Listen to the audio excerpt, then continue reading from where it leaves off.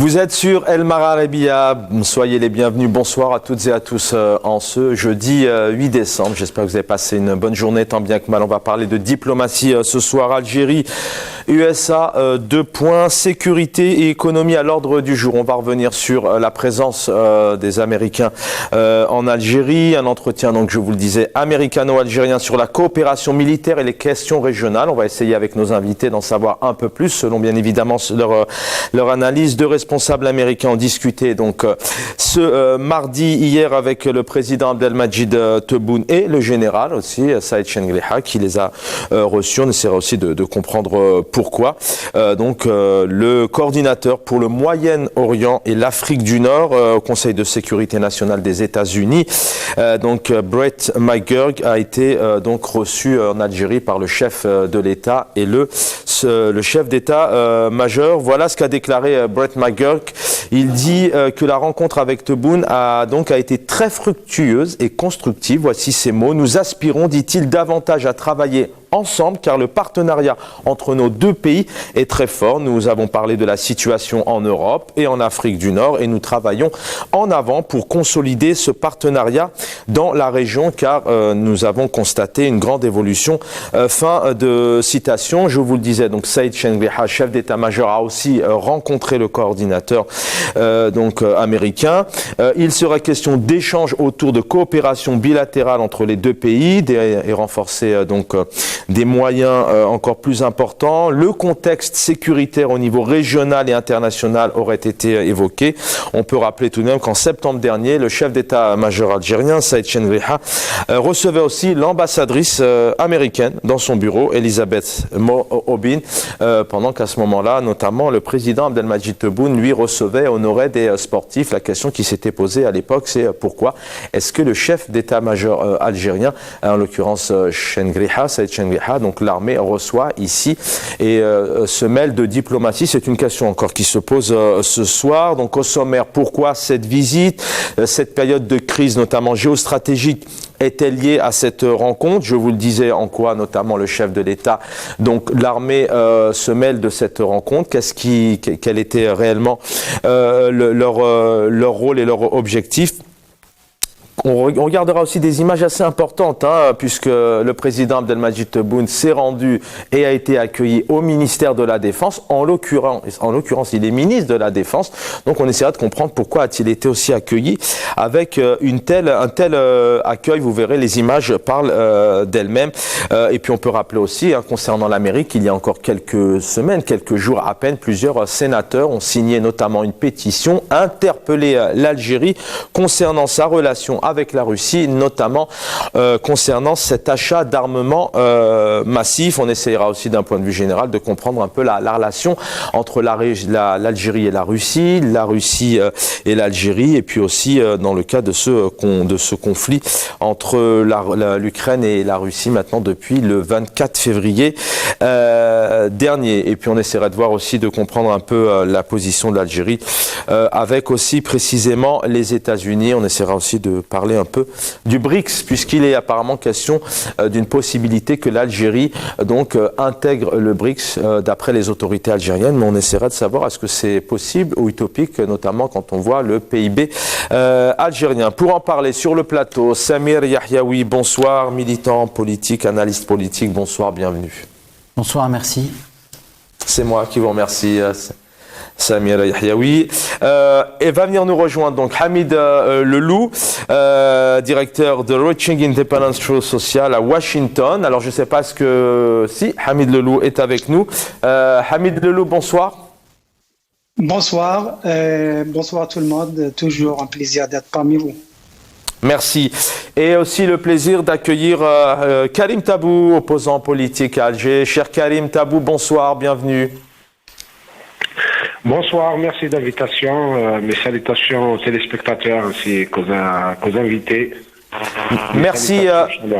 Merci Karim Tabou d'être avec nous. On va commencer par vous car je sais que vous avez aussi un rendez-vous juste derrière. D'abord, avant de parler de diplomatie, j'aimerais vous faire réagir tous les trois. Lundi dernier, notamment, le président de la Cour constitutionnelle, Omar Belhadj, a affirmé donc que la Cour constitutionnelle dont la création a été initiée par le président de la République, Abdelmadjid Tebboune, est un édifice, je cite ces mots, est un édifice juridique dont l'Algérie peut se vanter devant les nations. Voilà ce qu'il dit aussi. La révision constitutionnelle initiée par le président Abdelmadjid Tebboune est plébiscité par le peuple algérien en 2020, on se rappelle, des fortes abstentions derrière ce référendum, dit-il, est un réel équilibre entre les pouvoirs, protège les droits et les libertés des citoyens, consacre l'indépendance de la justice et les principes de la gouvernance intègre et le contrôle sous toutes ses dimensions. Et l'APS aussi dans son édito cette semaine, notamment mardi, hier, qui dit que plus de 80% des 54 engagements du président de la République ont été ainsi consacrés. Le pays a franchi des étapes importantes et avance à pas ferme vers le summum, sa place méritée et naturelle. Karim Tabou, vous êtes opposant politique, citoyen algérien, vous vivez en Algérie. Vous avez la même analyse. On peut dire que le président de la République, tout lui réussit pour l'instant et l'Algérie avance à grands pas, est en bonne forme à tous les niveaux, la démocratie, la justice, la liberté, le pouvoir d'achat, comme on peut l'entendre. Bon, vous savez, l'agitation de tous ces appareils qui sont en fait liés au même pouvoir, c'est-à-dire que la Cour constitutionnelle ou l'agence officielle APS ou la présidence de la République ne sont que de simples instruments qui j'allais dire, de diffuser ce discours officiel marqué par le mensonge et la démagogie. En tout cas, le commun des mortels, des Algériens, des petits gens, sont indifférents, totalement indifférents de toutes ces déclarations, parce que, d'abord, nous avons l'habitude d'entendre ce genre de discours pendant 20 années. Tous ces gens-là, qu'on entend aujourd'hui sous un autre habit, étaient là pendant le règne de Bouteflika et qui nous faisaient des déclarations sur l'indépendance de la justice, sur la séparation des pouvoirs. Bien sûr qu'un certain nombre de concepts sont utilisés pour donner une apparence d'un pays normal, d'un pays démocratique, d'un pays qui respecte les normes élémentaires de fonctionnement d'un État. Mais la réalité est tout autre. Tout le monde sait que la justice obéit très clairement, d'une manière absolue, au pouvoir politique, pour ne pas dire à la police politique. Et ce qui fait office aujourd'hui de cour constitutionnelle, en tout cas il a toujours une cour de manipulation constitutionnelle. Lorsque Bouteflika tripotait la Constitution, et bien avant lui, les autres avaient tripoté plusieurs fois la Constitution. À la place de la Cour constitutionnelle, on avait un Conseil constitutionnel qui, d'ailleurs, dans tous les cas, était nommé par le chef d'État, était une Cour constitutionnelle parmi les autres cours qui constituaient les cours de jeu, les cours de manipulation, les espaces de démagogie du pouvoir. Donc, si nous voulons réordonner tout ça, donner une cohérence à tout ça, ce pays est géré par une police politique. Le chef de l'État lui-même n'est là que comme un sujet de cette équation-là.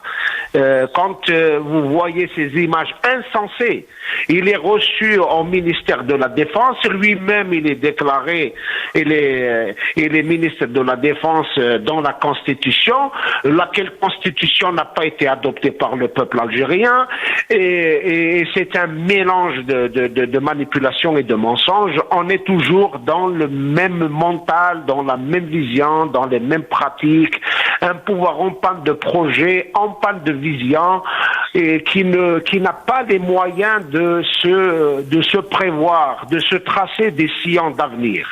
Un pouvoir réduit à surveiller la société, à mettre tout un peuple en résidence surveillée et à ne mettre en avant que les institutions sécuritaires qui font la répression et doubler de toutes ces institutions entre guillemets qui légifèrent des lois de répression contre la presse, contre les avocats, contre les médecins, contre la politique, contre les partis, contre la société d'une manière générale, mais vraiment la citadelle est gardée par un ensemble d'appareils qui considèrent que l'ennemi important à surveiller de près est le peuple algérien. Lorsque vous avez dans un pays un État qui a pour fonction et qui se concentre essentiellement sur la surveillance des réseaux sociaux, des universités, des partis politiques,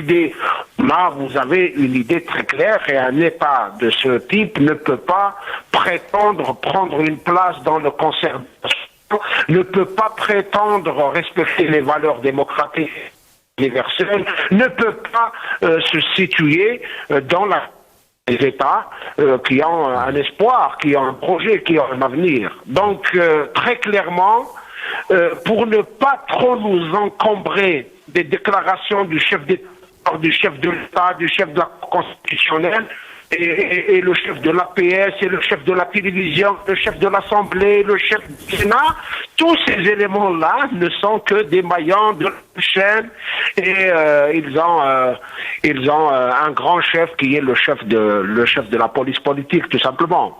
Karim Tabou, une deuxième question maintenant sur cette rencontre aujourd'hui avec le coordinateur pour le Moyen-Orient et l'Afrique du Nord au Conseil de sécurité nationale des États-Unis. Pour vous, cette rencontre, elle rime à quoi? Est-ce qu'aujourd'hui il y a une réelle vision? Est-ce que l'Algérie aussi peut se positionner clairement alors qu'il y a des interrogations sur qui la dirige? Il y a un politique d'un côté, un chef d'état-major, une armée de l'autre qui reçoit encore aujourd'hui. Est-ce qu'il est pour vous aussi, il est tout à fait normal dans un pays qu'un chef d'état-major est encore présent à recevoir et à faire de la politique et de la diplomatie? Dans les grandes lignes, cette rencontre, elle rime à quoi, selon vous, notamment peut-être aussi dans cette période encore de crise géostratégique, ce conflit entre l'Ukraine, entre la Russie et l'Ukraine. Et avant de vous donner la parole, je rappelle aux téléspectateurs que donc en raison de la guerre en Ukraine, la Russie a été suspendue, je vous le rappelle, du Conseil des droits de l'homme à l'issue d'un vote à l'Assemblée générale des Nations Unies, et l'Algérie a donc voté contre. Et le 1er mars dernier, on rappelle que l'Algérie aussi s'est abstenue lors du vote d'une résolution de l'ONU condamnant l'intervention russe en Ukraine. J'aimerais avoir un peu votre analyse sur cette nouvelle présence américaine en Algérie.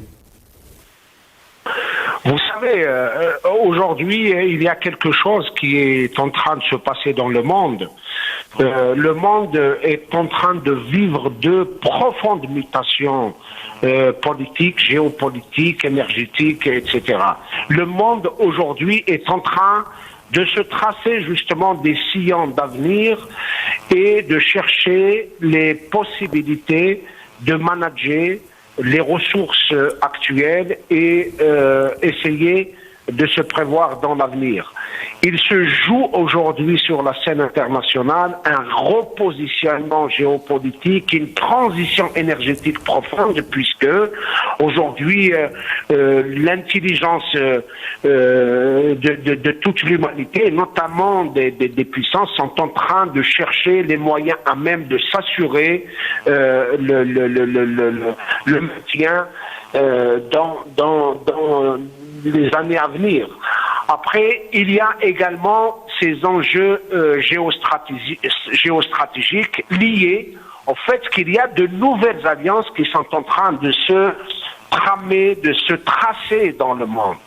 Lorsque vous voyez une grande alliance qui rassemble l'Australie, la Nouvelle-Zélande, les États-Unis d'Amérique et l'Angleterre dans un ensemble géopolitique et géoéconomique. Et lorsque vous voyez les mutations dans le monde, au fait, nous sommes confrontés à deux types d'États dans le monde. Il y a des États qui sont acteurs de toutes ces mutations et il y a des États qui sont les sujets de ces mutations. Lorsque, et tout le monde le sait, pour des raisons liées à la nature de la relation, d'abord à la nature de l'État algérien qui est dominé par la puissance de l'armée. Donc, tout le monde sait aujourd'hui que les décisions stratégiques en Algérie ne sont pas décidées ni au niveau de l'Assemblée nationale, ni au niveau du Conseil de la Nation, ni au niveau du gouvernement, ni même pas au niveau de la présidence de la République, puisque l'État est entre les mains d'un groupe de personnes essentiellement qui tiennent l'institution de l'armée et l'institution sécuritaire et qui sont les vrais décideurs dans ce pays. Donc, d'abord, cet élément est très important. Le deuxième élément est que cette nature de pouvoir a fait que l'Algérie a fait des choix. Ce pouvoir-là a des relations et parfois des accoquinements avec des puissances occidentales, et l'Algérie est connue pour son accoquinement avec la Russie. Quand une loi de finances est adoptée en Algérie, et on a toujours considéré qu'une grande partie de la loi de finances de l'Algérie, elle n'est qu'un simple chapitre dans la loi de finances russe, puisque les budgets de l'armée en Algérie, qui sont votés, qui sont débattus en Algérie, donnent naturellement des rentrées d'argent à la Russie, puisque l'essentiel de ces budgets sont orientés vers l'acquisition d'équipements militaires, des armes, depuis la Russie. Mais la Russie, parce qu'il y a eu l'invasion de l'Ukraine, mais également il y a des enjeux autour qui sont des enjeux stratégiques profonds.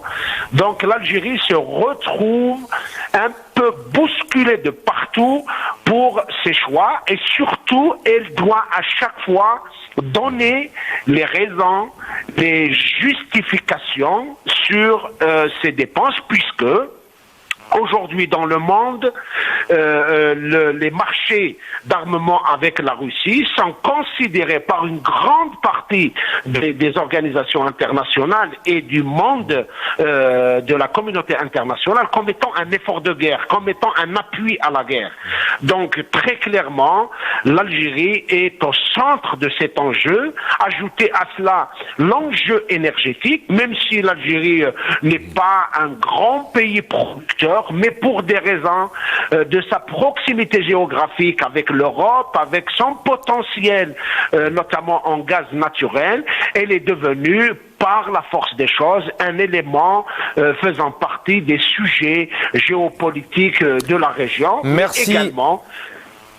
Également la situation de l'Algérie vis-à-vis de l'Afrique, vis-à-vis des enjeux alimentaires, des enjeux énergétiques, des enjeux des armes. L'Algérie est bien sûr au cœur de ces mutations. Malheureusement, au lieu qu'elle soit un acteur sur la scène internationale, il demeure et elle reste, par la faute d'un pouvoir incapable de se projeter dans l'avenir, elle reste un sujet plus qu'un acteur. Merci Karim Tabou, opposant politique à Alger. Merci d'avoir été avec nous, d'avoir été libéré. Pardon, je sais que vous êtes pris aussi ce soir. À très vite. Samir Yahyaoui sur le plateau est avec nous aussi. Si vous venez nous rejoindre, Hamid Lelou en direct de Washington. Peut-être une petite réaction. C'était pas spécialement la thématique du jour, mais c'est aussi lié. Je ne vais pas y revenir. La parole aux invités. Tout va bien pour le président algérien, d'après le patron du Conseil constitutionnel, d'après l'APS. Vous rejoignez ces analyses? J'aurais souhaité rebondir sur la question de la visite des États-Unis, mais je répondrai aussi à la question. Il s'agit d'une visite de sécurité et d'économie.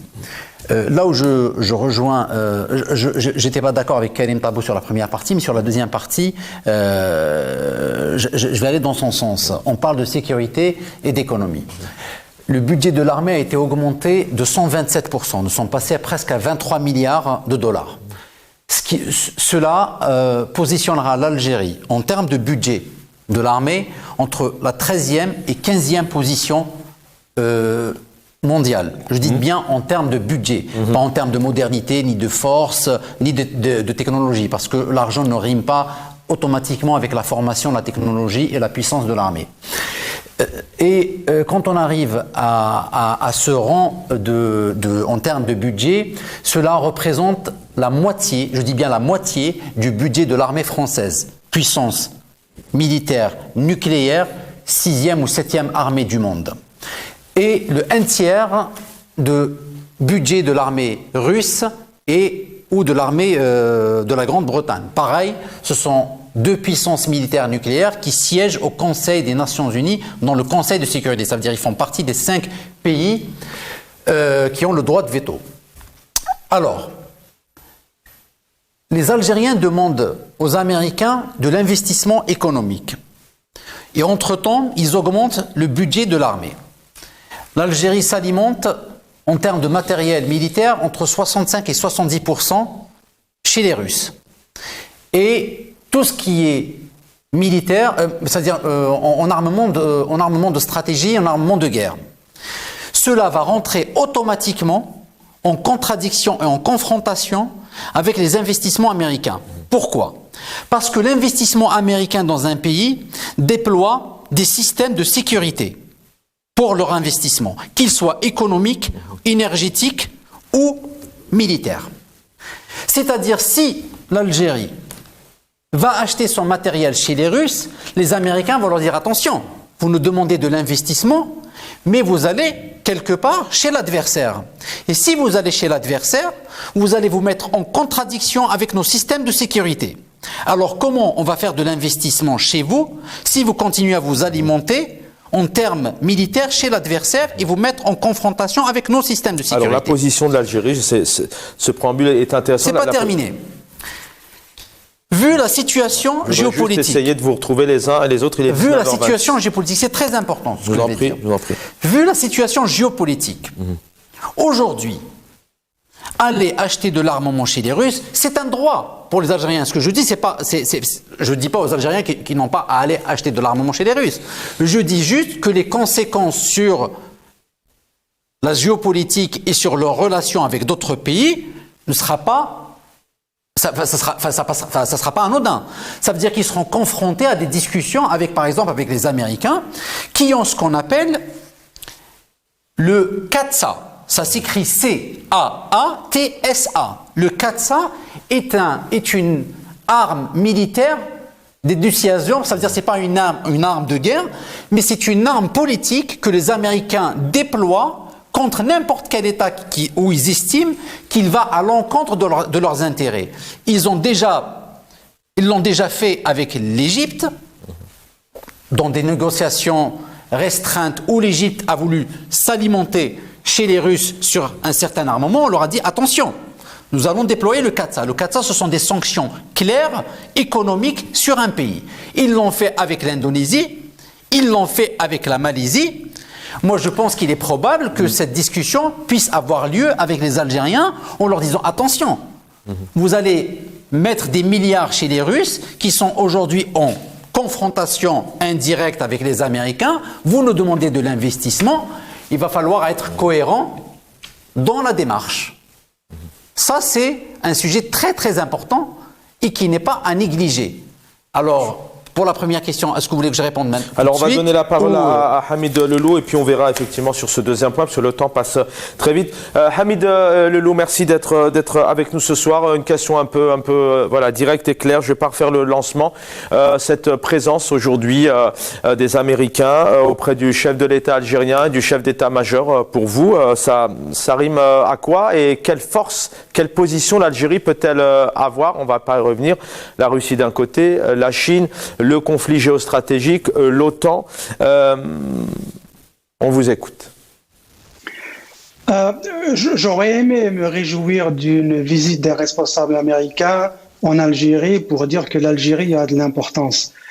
Malheureusement, il y a une chose à laquelle beaucoup d'observateurs n'ont pas prêté attention, c'est que dans les traditions protocolaires et diplomatiques, il y a la réciprocité quant au niveau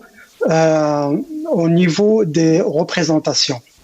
Le coordinateur, monsieur Brett McGurk, n'est que le coordinateur du département de défense au niveau de Moyen-Orient et l'Afrique du Nord. C'est-à-dire que, du point de vue protocolaire, il ne devait même pas être reçu par le chef d'état-major, encore moins par un président de la République. Il n'a pas ce niveau. Alors pourquoi selon vous, c'est intéressant cette information. Au niveau du... Pourquoi, selon vous, il a été reçu comme ça par les... République bananière. C'est une république bananière, je suis désolé. On ne reçoit pas un président d'une république qui se respecte, ne reçoit pas un coordinateur. Est-ce que vous savez que le coordinateur, monsieur Gurk, ne rencontre pas son propre ministre peut-être une fois, 2, 3 fois dans l'année? Parce qu'il est dans le niveau de catégorie, il y a le ministre, au-dessous du ministre, il y a 2 députés ministres, au-dessous d'eux, il y a des directeurs départementaux, et au-dessous d'eux, il y a ce coordinateur. Donc ce coordinateur n'a pas lieu d'être reçu par le président en grande fanfare avec cette conférence de presse et tout ce tralala. C'est une république bananière. C'est tout simplement, c'est un régime bananier. Il ne devait pas être reçu par le président.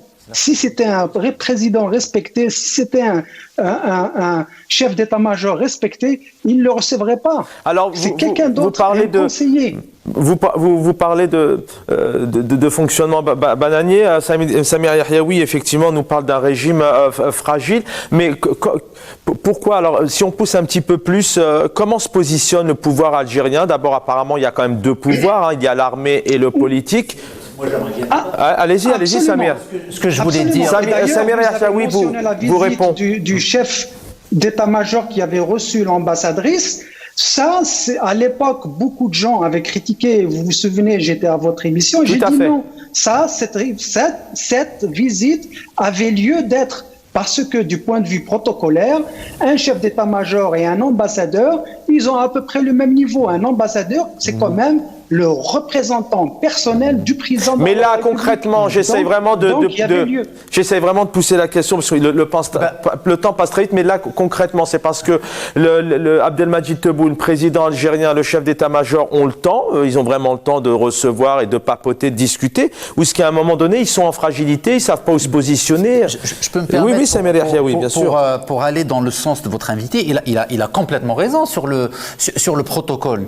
Mais quand on est fragile et qu'on sait qu'on n'a pas une certaine légitimité, alors cette visite-là aux États-Unis, personne n'est au courant de cette visite. C'est une visite qui a été médiatisée par les Algériens. C'est pour se donner une certaine crédibilité, une certaine légitimité pour dire voilà, on est... En fait, elle n'est pas importante au sens d'en faire tout un... C'est ce que vous voulez dire. Elle n'est pas importante, comme l'a dit votre invité, c'est-à-dire en termes de protocolaire, il n'est pas censé être ni reçu par le chef d'État, ni par le président de la République. Mais pour les Américains à leur niveau, c'est envoyer un coordinateur aussi pour envoyer quelques messages dont quelques-uns que j'ai cités. Parce qu'ils estiment que l'importance de l'Algérie à leurs yeux ne dépasserait pas une visite dans ce sens-là. Après, il y a eu Blinken la dernière fois, pareil. Blinken a été reçu. On voyait le président de la République qui est en train de lui faire une espèce d'exposé pendant 20 minutes. Ça n'a pas empêché les Américains 2 jours de sortir un rapport cinglant sur les droits de l'homme au niveau du département de l'État. Ça ne les a pas empêchés à Genève d'envoyer une cinglante aussi en disant qu'il n'y a rien qui va au niveau des droits de l'homme. C'est de la communication algérienne pour donner l'impression... Ce que vous dites un peu, c'est qu'aujourd'hui en Algérie, il y a un pouvoir qui a besoin de se montrer quelque part pour un simple... Alors, quand je dis simple rendez-vous, c'est pas péjoratif, ce coordinateur, c'est un travail, etc. Sur un rendez-vous de travail qui n'aurait pas dû avoir l'importance qu'on lui accorde. Ouais. On vivait un peu la même chose du temps de Bouteflika, qui recevait les joueurs, toutes les personnalités, c'était assez médiatisé. C'est un peu le sentiment aussi que vous avez, vous, Hamid Lelou, c'est aussi dans un objectif de, à chaque fois, d'en faire beaucoup pour faire parler de soi, peut-être de se redorer un peu le blason. C'est un terme qu'on reprend souvent, d'avoir un peu plus de légitimité. Bah oui, ça rentre dans ce sens. Ça rentre dans ce sens. Et aussi le fait que... Mais ceci dit, il y a une petite contradiction dans ce que je dis en apparence. D'un côté, je dis que ce coordinateur n'avait pas lieu d'être reçu en fanfare par les deux soi-disant responsables, mais de l'autre côté, effectivement, du point de vue sécuritaire, du point de vue géostratégique et politique, l'Algérie est un gros morceau pour les Américains.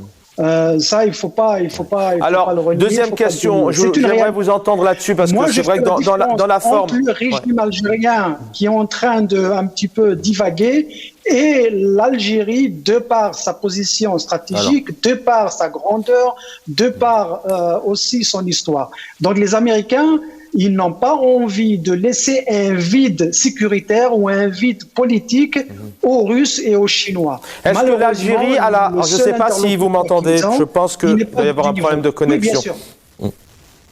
Justement, alors la position de l'Algérie, selon vous, l'Algérie c'est effectivement un gros morceau, le plus grand pays d'Afrique, toutes ses richesses, une certaine puissance aussi, la région elle est importante. Est-ce que l'Algérie aujourd'hui peut réellement se positionner, ce rendez-vous, comme l'a dit le coordinateur, un rendez-vous, une rencontre fructueuse, constructive? Est-ce que l'Algérie peut réellement faire pression et puis avoir une position claire, puisqu'il y a une position avec la Russie, on ne sait pas trop, avec l'OTAN, avec l'ONU, avec l'Amérique, est-ce que l'Algérie aujourd'hui peut vraiment avoir une position claire, sachant qu'on parle quand même maintenant de deux pouvoirs, l'armée et le politique? Oui, c'est plus que ça, c'est plus que la bipolarité, c'est la tripolarité ou la quadripolarité. Et je rejoins Monsieur Karim Tabou qui avait dit que celui qui dirige les institutions, elles sont plutôt cooptées et dirigées par des mains cachées. Et c'est ça le problème en Algérie. Le problème en Algérie, c'est que parce que les personnes qu'on voit sur la scène politique ne sont pas légitimes, et du coup les Américains sont obligés de traiter du point de vue façade avec certaines personnes, mais dans le fond, je pense que le grand message a été envoyé lors de la visite de l'ambassadrice américaine au chef d'état-major pour dire voilà, nous on sait qui est en charge ici, qui a le pouvoir, c'est l'armée. Maintenant, la question de votre ami Yahyaoui, que je salue au passage, il a parlé de cette relation Algérie-Russie, Algérie et les États-Unis, et que l'achat de l'armement se fait dans un cadre très précis. Il a mentionné le CAATSA, qui est une loi américaine. Ça, c'est une loi pour contrer les sanctions, pour contrer les ennemis américains. En particulier, c'était contre les Russes et les Nord-Coréens. Mais les Américains, comme tous les autres pays, ils ne vendent pas leurs armes parce que vous n'achetez qu'avec eux. La vente d'armes ou l'achat des armes se base essentiellement sur une confiance mutuelle. Et cette confiance mutuelle a des niveaux. Et ils vont vous vendre un certain type d'armes et pas vous d'autres. Et les Russes, ils font pareil. Et vous avez aussi mentionné la coopération militaire. Juste un chiffre, parce que le chiffre parle plus fort qu'autre chose. La coopération militaire algérienne donne, ou bien la coopération américaine pour l'Algérie, elle donne 1 500 000 $ par an pour l'éducation. C'est ridicule. C'est ridicule. De quoi payer la scolarité pour 1 ou 2 officiers, maximum. D'autres pays, moi j'en ai vu, parce que j'enseigne dans une université militaire américaine, des pays où on voit 15 officiers étrangers venant pour une scolarité. L'Algérie, j'en ai rencontré 2 en 15 ans. J'en ai rencontré que 2. Peut-être qu'il y en a d'autres. Mais les chiffres que j'ai trouvé, c'est 1,5 million, c'est ridicule. Donc quand il parle de cette coopération, on est loin de la coopération. Par contre, la coopération qui réellement existe sur le terrain, c'est l'échange d'informations. C'est ce qui les intéresse. D'ailleurs, Monsieur Gurk, c'était l'envoyé spécial du président Obama lors du conflit avec Daesh, ISIS. C'était ça sa spécialité, c'était son seul rôle. Il était en train de travailler sur le cas de ISIS. Et maintenant, il vient en Algérie parce que les Américains, ce qui les intéresse du point de vue géostratégique, c'est la sécurité, c'est les groupes qui sont dans le Sahel, entre autres. Et c'est pour ça qu'ils ont envoyé ce monsieur. Sinon, la coopération militaire, elle n'existe pas et elle ne peut pas se faire du jour au lendemain parce qu'elle sera basée sur une confiance mutuelle pour que les Américains acceptent de vous vendre leur armement. D'ailleurs, les Russes font la même chose. D'autres pays voisins qui ont essayé de se rabattre un petit peu sur le côté russe pour acheter des armes, les Russes ont refusé. Ils ne vont pas vendre leur équipement à un pays qui n'est même pas un partenaire. C'est pas une question d'argent. Vendre des armes, c'est basé sur cette confiance mutuelle, c'est basé sur les relations diplomatiques, basé sur une histoire, basé sur un travail de longue haleine qu'on fait ensemble avant d'arriver à vendre des armes. Et même à ce niveau-là, ils ne vous vendront pas toutes les armes dont vous voulez. C'est comme ça que ça marche en général entre les pays, que ce soit les États-Unis ou les Russes. Pour ça, ils ont la même approche. Dans un instant, dans quelques instants, on va regarder ces images tout de même, voilà, de cet accueil tout de même du président lui-même algérien. Il est chez lui, Abdelmadjid Tebboune, mais qui est reçu dans son ministère, et vous allez voir, on va tout de même en termes de forme peut-être échanger 2 minutes là-dessus, parce qu'on essaye de comprendre tout de même pourquoi le président de la République algérienne, Abdelmadjid Tebboune, qui je vous le rappelle est aussi ministre donc de la Défense, est reçu de cette manière dans son ministère. Samir Yahyaoui, vous vouliez réagir et apporter d'autres éléments sur Oui. Non, pour aller sur l'histoire des Américains, évidemment. Tout se fait sur un partenariat solide. Et si on voit... D'ailleurs, une précision, aujourd'hui, le partenariat entre Hamid Leloup nous parlait plus d'informations, le partenariat entre l'Algérie et l'Amérique aujourd'hui. Alors, on a compris qu'avec la Russie, c'était de l'armement. Bon, la France, on pourrait en faire encore une dizaine d'émissions, mais avec les Américains aujourd'hui. Alors... Dans les grandes lignes, bien sûr. Il y a la position de l'Algérie par rapport à la Russie. Vous savez qu'ils ont annoncé que Abdelmadjid Tebboune, président de la République algérienne, allait rendre visite à Vladimir Poutine avant la fin de l'année. Alors, si cette visite est effectuée, c'est son droit le plus absolu, et c'est le droit d'un État souverain. Pour les Américains, ça va être un message clair que l'Algérie est alignée sur une position russe. Elle pourra toujours voter... Pourquoi tous les chefs d'État, Emmanuel Macron s'est rendu plusieurs fois en Russie alors qu'il n'adhère pas spécialement au comportement de Vladimir Poutine vers l'Ukraine. Mais Emmanuel Macron a pris une position claire sur l'Ukraine. Il condamne... L'Algérie aussi, pour le coup. Non. La France, en tout cas, il n'y a pas eu de vote. Non, au niveau du vote, au niveau des Nations Unies, l'Algérie s'est abstenue. L'abstention n'est pas claire. Non, elle s'est abstenue avec 35 pays sur la première résolution. Elle vote contre sur la deuxième. C'est un positionnement clair d'un côté. C'est aussi un positionnement de dire non. Non, de dire non. Ou quand on vote pas, laisse-moi juste finir, parce que là je suis coupé à chaque fois dans une idée et les gens vont pas comprendre ce que je veux dire. Ce que je veux dire, quand tu ne votes pas contre ou pour une résolution, bon d'accord, ça veut dire que tu dis moi je prends pas position, très bien. Mais si tu effectues une visite officielle d'État en Russie, c'est ton droit le plus absolu, mais c'est le droit le plus absolu d'un État de dire ok, tu as pris parti, tu as le droit de prendre parti. Après, à l'Algérie d'assumer les conséquences. Oui. Je ne dis pas qu'ils n'ont pas le droit de prendre parti, ils ont le droit de prendre parti, mais ils assumeront les conséquences de prendre parti, c'est tout. Ce que je dis est simple. Et la coopération avec les Américains, elle est sur la sécurité, surtout au niveau du Sahel et sur la région. Je pense qu'ils souhaiteraient une clarification de la situation, de la position de l'Algérie sur le Mali et de l'influence de l'Algérie sur le nord du Mali et sur sa façon de gérer un peu la situation sécuritaire à ce niveau-là. Voilà, je ne dirais pas plus. Je pense que c'est à ce niveau-là que les discussions aussi s'effectuent et aussi sur la partie dont je vous ai parlé, sur la Russie. Maintenant, alors on va se retrouver juste après. On va regarder juste ces quelques images où le président algérien donc s'est rendu au ministère de la Défense. في المستهل قام اليوم السيد رئيس الجمهورية السيد عبد المجيد تبون القائد الأعلى للقوات المسلحة وزير الدفاع الوطني بزيارة إلى مقر وزارة الدفاع الوطني، حيث كان في استقباله السيد الفريق أول سعيد شنقريحة رئيس أركان الجيش الوطني الشعبي.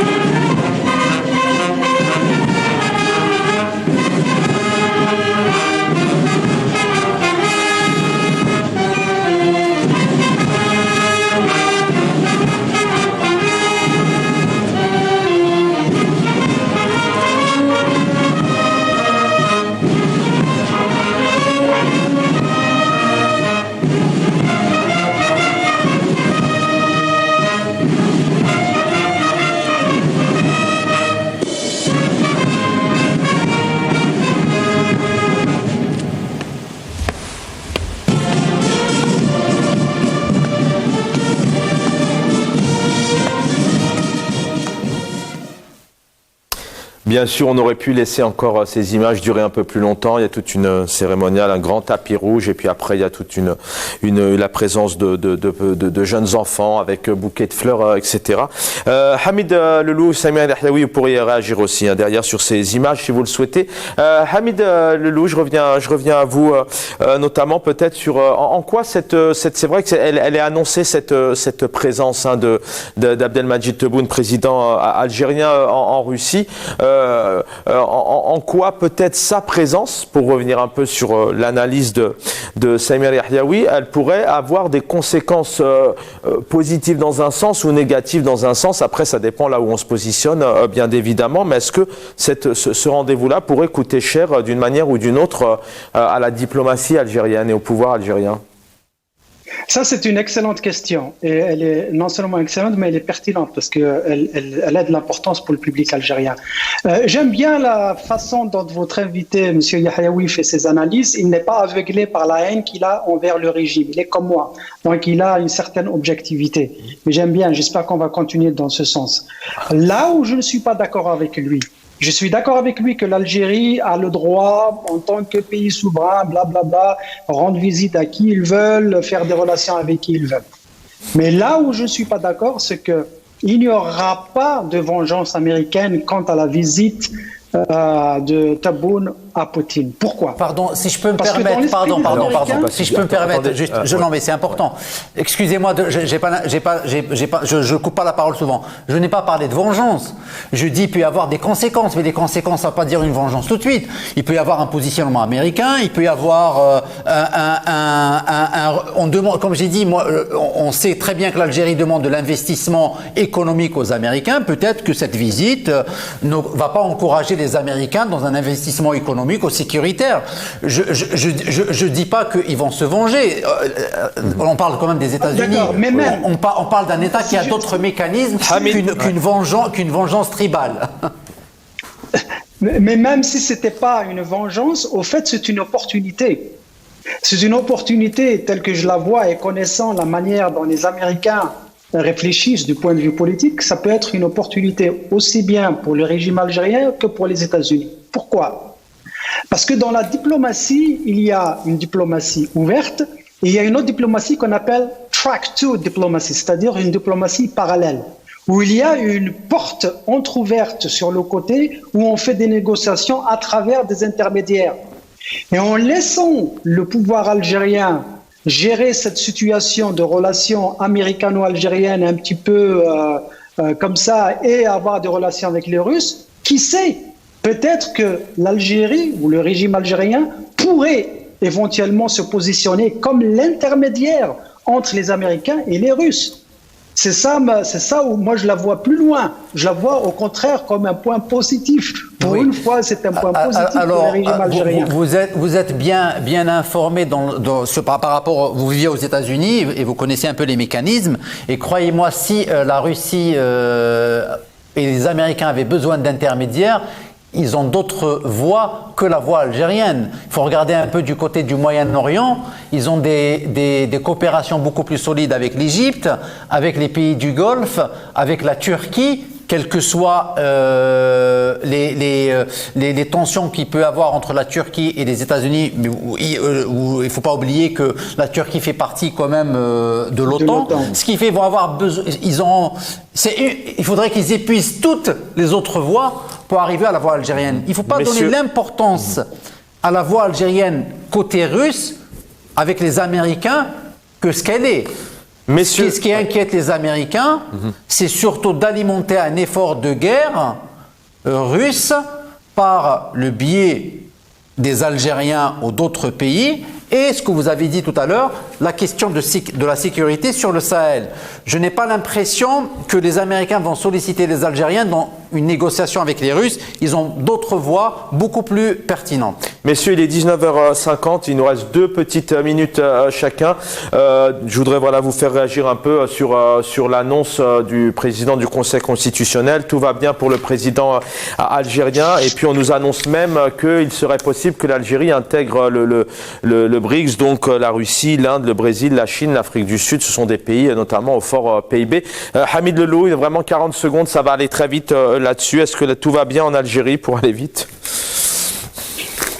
Tout va bien. C'est pas moi qui l'ai dit, hein, c'est Ma'toub El Hounas qui a dit ça il y a longtemps. Donc oui, tout va bien. Ça dépend. Selon les normes et les standards, tout va bien. Il n'y a pas de lait, il n'y a pas de pain, pénurie d'essence, pénurie de ceci, de cela. L'Algérien lambda ne sait plus où se donner de la tête.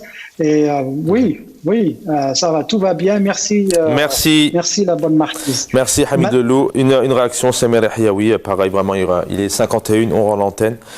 Alors, je vous laisse finir. 291 recommandations à Genève sur les droits de l'homme.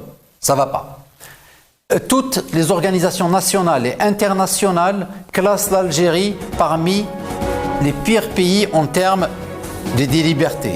Sur le plan économique, nous sommes inexistants. Nous sommes exportateurs des hydrocarbures, exportateurs des hydrocarbures, importateurs de tout. Et quand on exporte autre chose que les hydrocarbures, on exporte nos problèmes. Alors, l'Algérie, tout va bien. Merci. L'Algérie va droit vers quelque chose qui, moi, à mon niveau, m'inquiète d'une façon très sérieuse. Merci Samir Yahyaoui. Voilà, l'émission touche à sa fin. Merci d'avoir été avec nous, analyste politique, militant politique. Karim Tabou, plaisir aussi de vous avoir sur opposant politique d'Alger. Et Hamid Lelou, directeur Reaching Independence True Social à Washington.